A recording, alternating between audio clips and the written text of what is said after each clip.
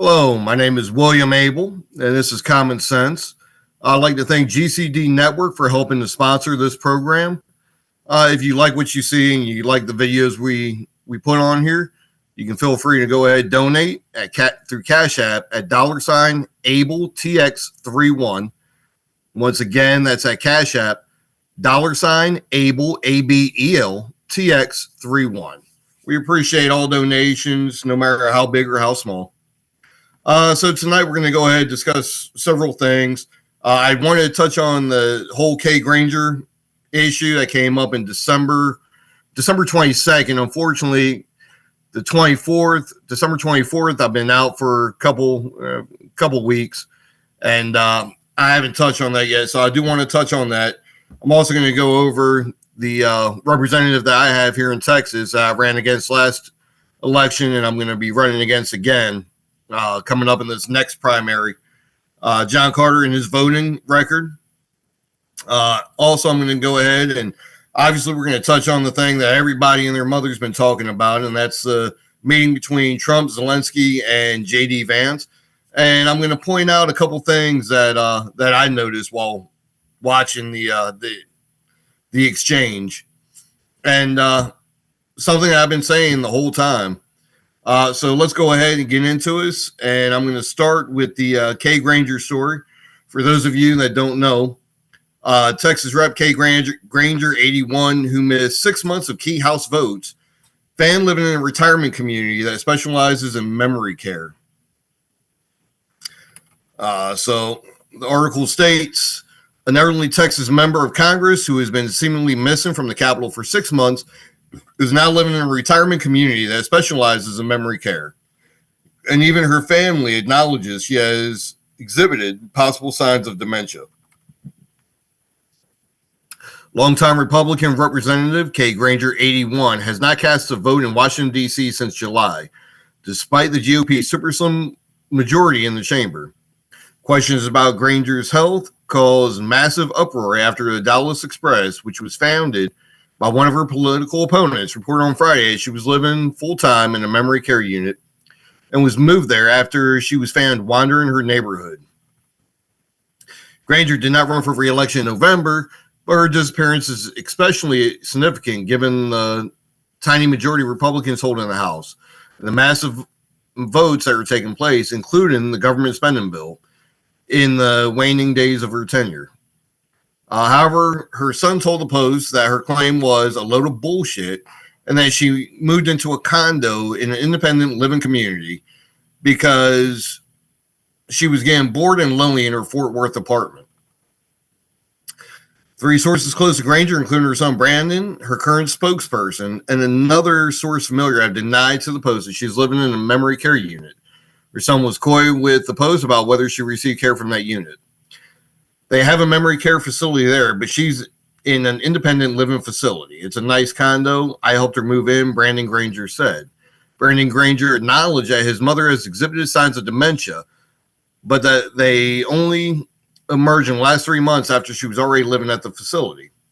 Source familiar with the Post, or told the Post, that Granger had been in contact with leadership from the beginning, letting them know what was going on, and would have been happy to travel back to D.C. if they needed her for a specific vote. Granger's spokesperson released a statement attributed to her that said, "I'm deeply grateful for the outpouring of care and concerns over the past several days.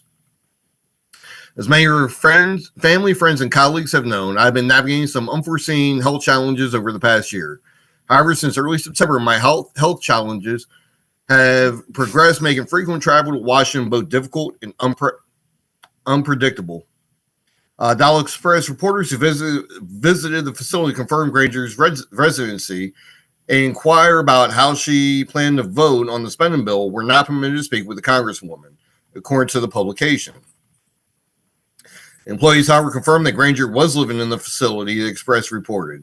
The CEO of the Dallas Express is Chris Putnam, who ran against Granger in the 2020 Republican primary and laws. Granger had been the first female Republican to serve as chair of the powerful House Appropriations Committee, but abruptly stepped down from that role in March, handing the baton off to Rep. Tom Cole, Republican from Oklahoma. She was notably absent from the government spending or funding flap in Congress last week that once put Congress to the brink of government shutdown.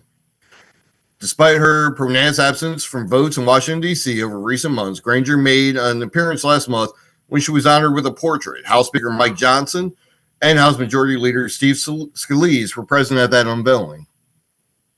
A source underscored that if Kay Granger, who was elected to the lower chamber in 1997, retired in September, then there would have been a special election, and her constituents in Texas' 12th congressional district would have been without key services. Congress was on recess throughout August and October during a large chunk of that time that the Lone Star State Republican was out of the nation's capital. Still, while her absence flew under the radar of much of the national press, it did not go entirely unnoticed by her constituency. Local officials expressed their disappointment with Granger's clear absence from Washington after representing her district since 1997. Tarrant County Republican Chairman Beau French said the lack of representation during a critical voting period in Congress was troubling, to say the least. At a time when extraordinary important votes are happening, including debt ceiling, disaster relief, farm bill, and border issues, Kay Granger is nowhere to be found. The margin in Congress is razor thin, and the lack of a Republican vote representing Congressional District 12 disenfranchises 2 million people. We deserve better, French said.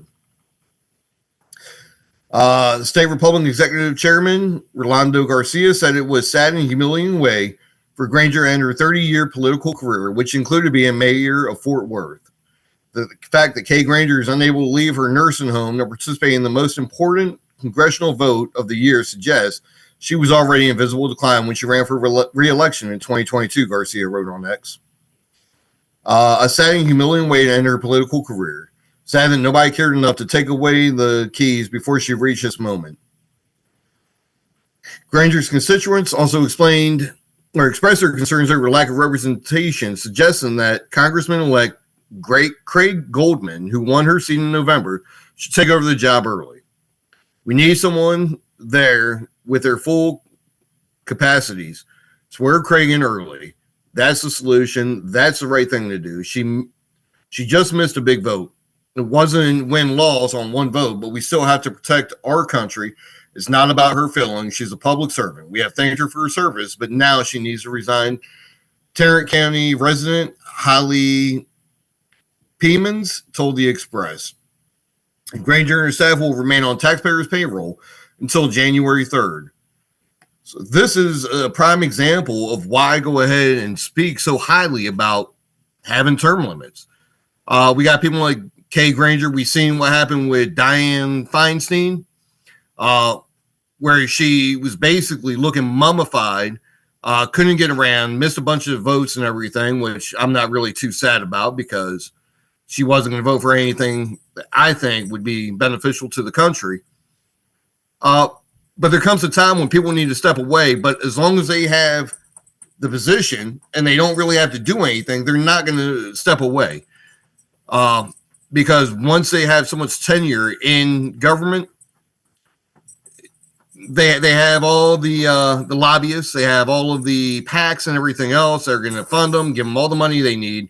They don't really have to go out and campaign because a lot of voters will just blindly vote for name recognition or, well, they've been there for this long. We haven't all died yet, so we'll just keep voting them. Prime example of that is the congressman in my district, John Carter, who I ran against, as I said, back in or last primary election. I'll be going against him again this year. In between 23 and 24 in the last session, he had missed 12.8% of the votes. That's 159 votes out of 1,241. He was the 21st most absent in votes compared to all representatives. So of every representative, House of Representatives, he was absent, or he was he had missed or was 21st most absent. He also got the 32nd fewest co-sponsors on their bills compared to all representatives. Got their bills out of committee 23rd least often compared to House Republicans. Carter introduced one bill that became law, including the incorporation and other measures in the 118th Congress. Keep in mind that it takes a law to repeal a law. Very few bills ever become laws. Powerful co-sponsors, 0 of Carter's bills and resolutions in the 118th Congress had a co-sponsor who was a chair or a ranking member of a committee that the bill was referred to. Getting support from committee leaders on relevant committees is a crucial step in moving legislation forward. Committee positions, Carter held a leadership position on 0 committees and 1 subcommittee as either a chair, majority party, or ranking member, minority party, at the end of the session. Joining bipartisan bills, of the 150 bills that Carter co-sponsored, 16% were introduced by a legislator who was not a Republican. And these are just the stats. And hold on, we got a couple more here. Let me get up here.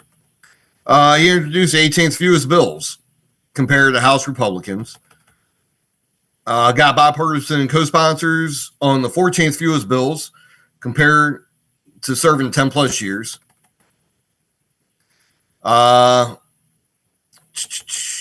see. Co-sponsored the 4th fewest bills compared to Texas delegation.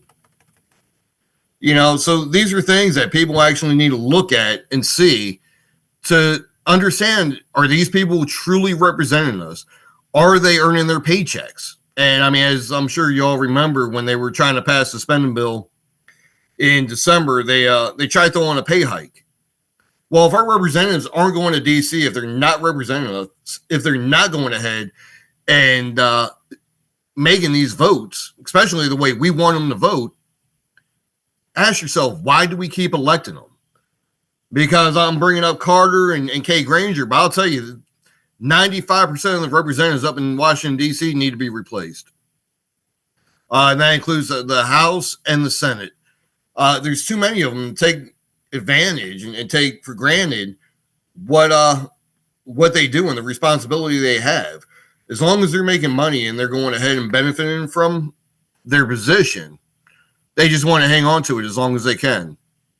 In reality, we put term limits on the president of the United States because when you stay up there, you start becoming corrupt. You get too much power. And, our founding fathers knew that, having this much power can create corruption. That's why we have 3 separate branches of government. It's also why in order to pass any law, you have to make it through the House, the Congress, and the president. And any one of them can stop the law in its tracks. Now, if the president vetoes the law, it can always be overturned, but you need a majority of the House of Representatives and a majority of the Senate to do so. And realistically, I really don't see that happening unless it's something extremely egregious. So, that's my little rant about that. And, I've talked about term limits for Congress before. And honestly, me personally, I see about 8 years for House of Representatives. I see 12 years for senators since they had 6-year terms. And if you don't get something done in 8 to 10 years, the likelihood of you getting it done at 20 or 30 years is highly unlikely. And it will also force them to actually fight harder for the issues that they actually care about. I've talked to people all the time, and I let them know, look at the last 50 years. Every election cycle, it's the same 5 or 6 issues. You have taxes, you have healthcare, you have abortion, you have gun control, you have border control. Whether it's pro or against, those are always the main issues. And the reason they do that is because they don't have to figure out where their constituents stand on the issues. They already know. So why has it never been fixed if we got politicians up there that have been saying, hey, we're going to fix this for the last 30, 40, 50 years? The reason why is simple. Because if they fix the problem, they can't run on that problem.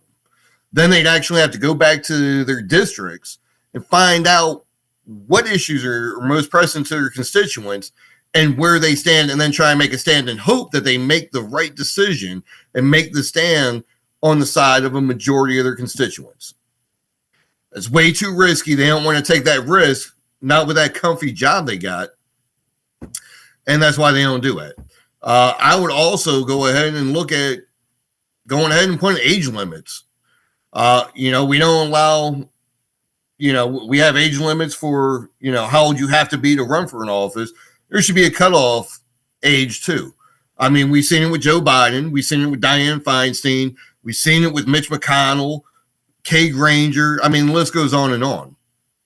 There becomes a point in time when our body starts breaking down, our brain does not function as well as it used to, and we need to go ahead and protect ourselves from that. Realistically, the real solution would be for us to actually have educated voters. Unfortunately, in order to get the message out there, you need lots of money because it's impossible to go out and reach all the voters in a district, congressional district, without money. And, then you have people that'll go ahead and sell their soul to the devil to get that money, to get their message out, but then they're controlled by the people, providing them all the fundraising and all the money. So just some things to think about.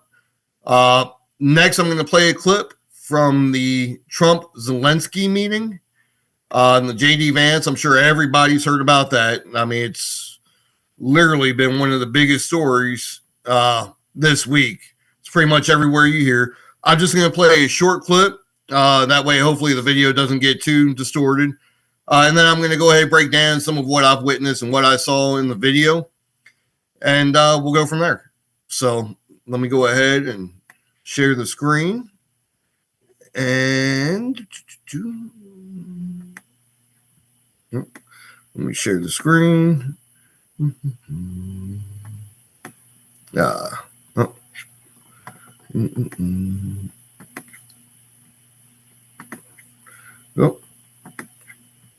here we go. I'm just going to play a small portion of this video.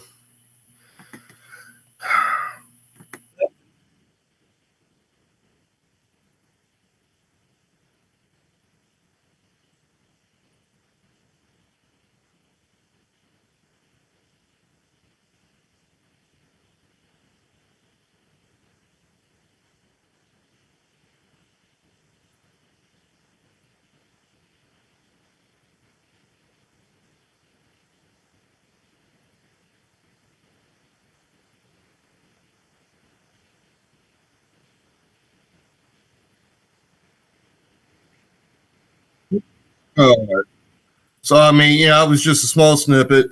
I'm sure everybody's seen it probably a million times by now. So I have several issues with this. First off, the whole meeting and Zelensky coming to the White House was supposed to go ahead the whole purpose was for him to come in there and sign a mineral sharing agreement.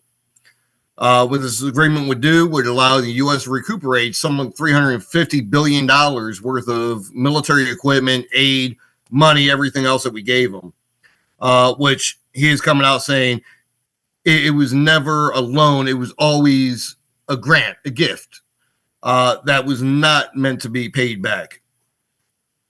So that's problem number one, especially when a lot of that money was spent by Ukraine to pay their politicians' pensions and salaries. As I've stated on here before, I don't like paying our own government and government representatives their salary and giving them their pensions and everything, because a lot of them don't deserve it. They don't do the job that we sent them up there to do. Last thing I want to do is go ahead and pay them, and I'm not sure really how that was going to help win this war. Realistically, Ukraine's not going to win this war. Now, in that exchange that I played, you saw Zelensky saying, well, what good is a ceasefire? Well, if you can get a ceasefire, even if it stops the fighting for, let's say, a week or two, and then Russia reneges on it and they go ahead and they start the fighting again. First off, it's going to give you a 2-week break, which no one's going to be killed during. Second off, it'll give them a chance to go ahead and work towards actually getting a peace treaty in place to go ahead and prolong it long term. Now, yes, he may renege on it. He may ignore it. But if you don't try any diplomacy, all you're going to do is have endless fighting. And Zelensky, and, if you watch the whole clip, if not, you can go on YouTube and they got it all over the place. Just type Zelensky meeting. he goes ahead and he acts like he just came to the White House to go ahead and collect a check. And that's what they've been doing for the longest time. You go to the Congress and rub elbows with all the senators and representatives and congressmen, congresswomen. You go to the White House, and every time he'd leave with a couple $1 billion. Now, when we have our national debt, I'm going to go ahead and look it up real quick so I can give you an accurate number on the debt right now. So right now, the national debt is at $36,546,884,000,000. We realistically do not have billions of dollars to keep throwing at this conflict. Trump had came into the White House and said that he is going to, one of the first things he does is going to go ahead and try and find an end to this conflict. Zelensky got hurt because he thinks that he holds all the cards. He thinks that whatever he says goes and there is no compromise or anything else. The problem is with any conflict, you're going to have to go ahead and take some and give some. All right. In order to end any kind of conflict, you're not, especially in a war like this, you're not going to go ahead and just be like, no, that's it. Especially when your military, you're having problems finding people to go ahead and fight in Ukraine. They've had problems trying to find people that are willing to go ahead and fight and go onto the front lines. So this is a losing war to begin with. And all we do is keep pumping more money and more money and more money into it. If we can come to a ceasefire agreement and then work on a peace deal from there,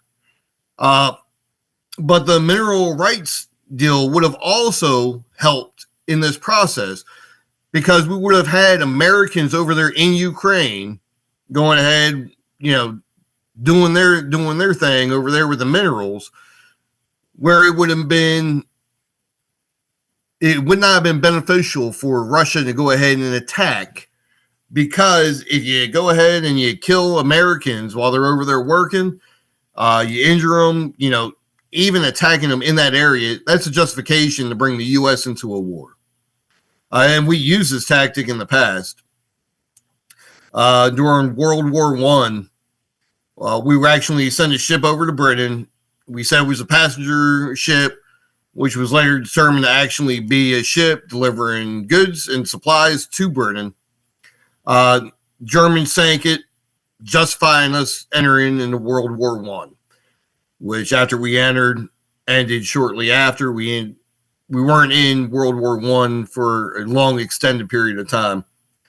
World War II, the bombing of Pearl Harbor, so that can bring us in. And I'd hope that Russia is smart enough to know that if you go ahead and if we got U.S. citizens over in Ukraine working with this mineral rights deal, which we were also in talks with Russia about mineral rights deal with them as well, that it could end very badly. It could go ahead and pop off World War III and actually bring the United States into an active role in the conflict. And what Trump was doing was he was working with Russia and trying to give Russia alternatives to kind of being the recluse that they have been. For the longest time, Russia has tried to join in NATO several times, and the U.S. normally blocks them, which, that's fine, whatever. But Russia has shown an eagerness to try and become, to be a part of the world stage, a bigger player in the world stage. However, they're declined, and then people wonder why Russia goes and aligns himself with the bad actors and everything. The world would be a lot better if we could actually get along with Russia. And just like everybody else in the world, we need to trust but verify. You never want to give anybody complete trust and just be like, oh no, they'll never do that. Keep your guard up, but try and integrate them some into the civilized organizations we have.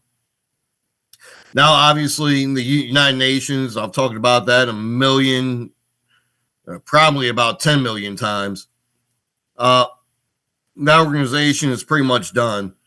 Russia was a member of the Warsaw Pact. They actually kind of formed it. And what the Warsaw Pact was kind of like their counter to NATO. And it was a bunch of the Soviet bloc countries that all kind of came together to be allies against any aggression from the NATO countries. It fell apart in about 90. It started falling apart around 89, 90. And then pretty much completely dissolved. And a lot of them countries ended up joining NATO. As I talked about last week, a lot of the NATO keeps expanding closer and closer to Russia, which is also going to put them on edge. And, I want to make it clear, I'm not saying that Russia's innocent in this, but there are so many missteps that were made throughout this entire process from the start of the invasion, actually before the invasion, after, and even up to today. As I said before, not once did we go over and actually try and sit down to calm the tensions and have talks with Putin and Zelensky to try and prevent this from happening, because I think we all could see it happening and coming on the horizon. And Zelensky, like I said, with him, he's gotten so comfortable just demanding money and getting it every time. He actually had like a arrogance to him when he was at the White House speaking with Trump and JD Vance. Like, screw your ceasefires. Give me more money. Give me more weapons. Give me more supplies. And it kind of blew up in his face. Now, I do think that they probably should have had closed-door meetings before this and worked out all of these issues. Because when it was all said and done, Zelensky was thrown out of the White House. The mineral rights deal was never signed.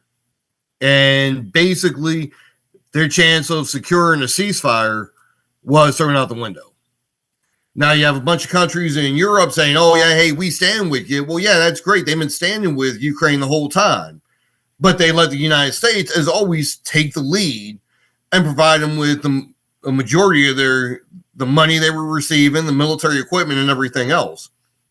Even in NATO, the United States has to go ahead and supply a majority of them funding, the weapons, security guarantees, and all of that, so that the Europeans can go ahead and take their money and put it in other parts of their government or use it in other social programs.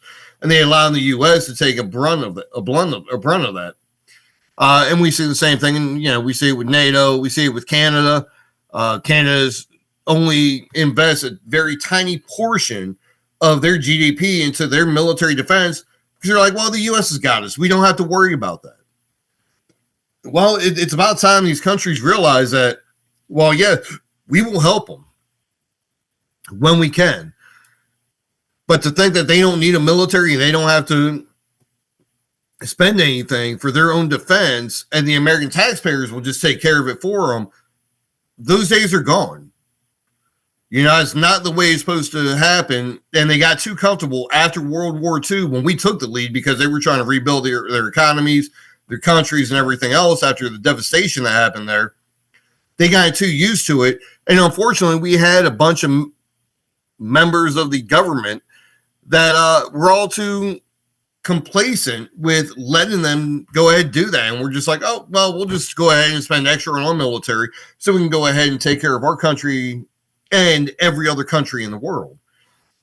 And yeah, there's always exceptions and everything. South Korea, for example, they actually do spend a lot of money on their military.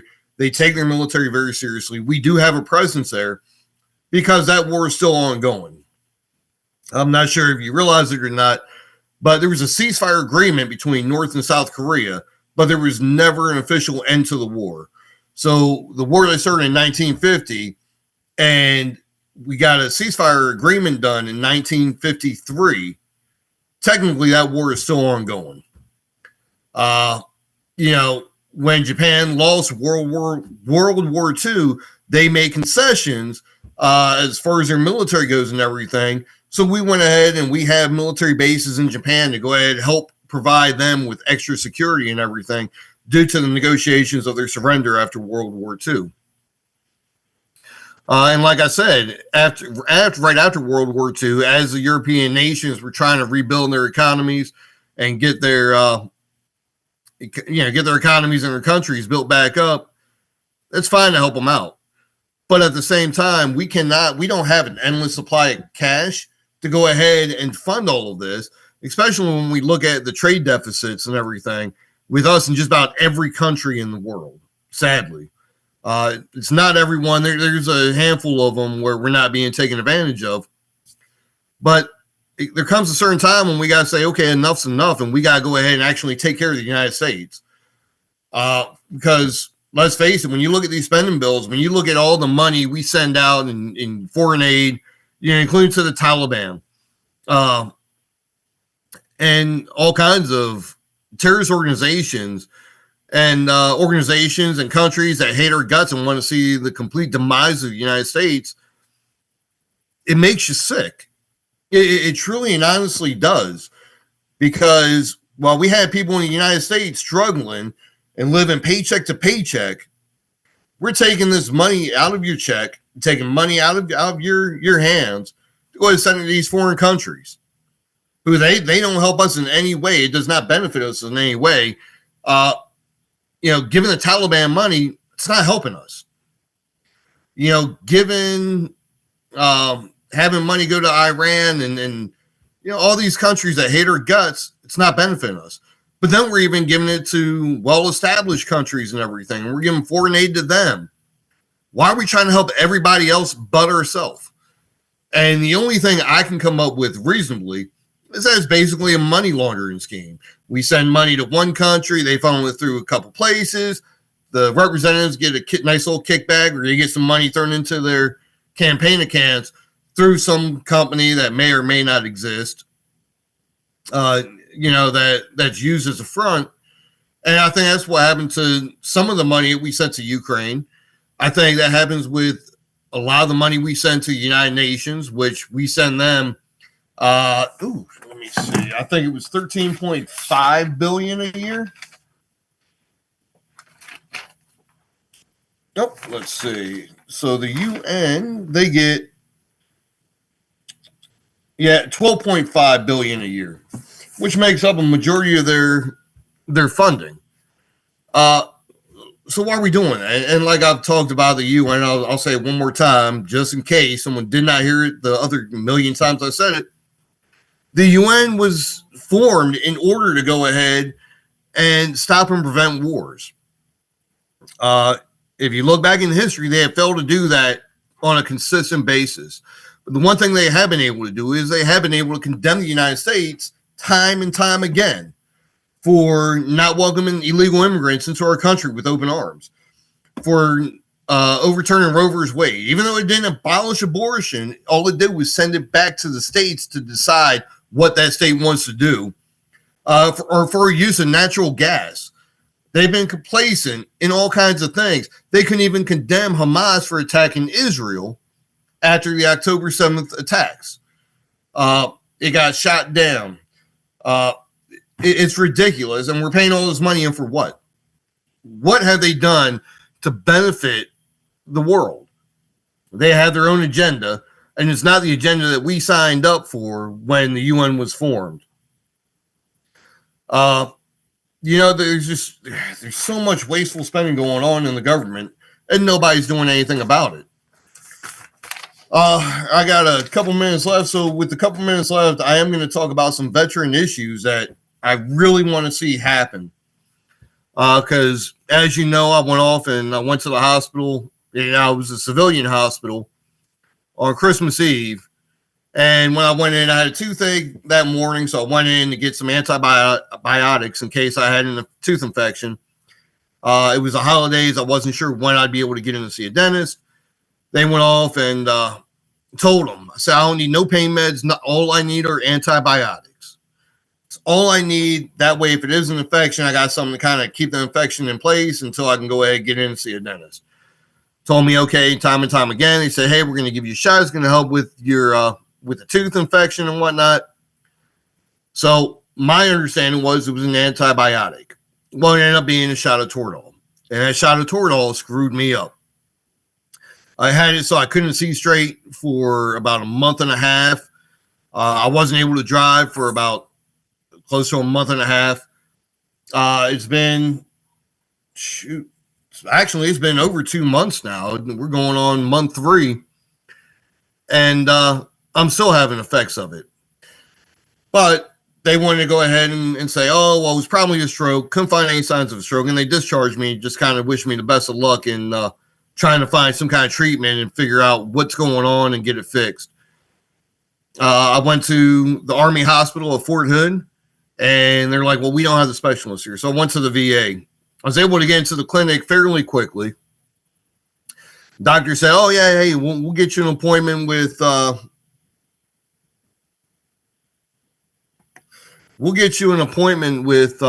neurology and this and that.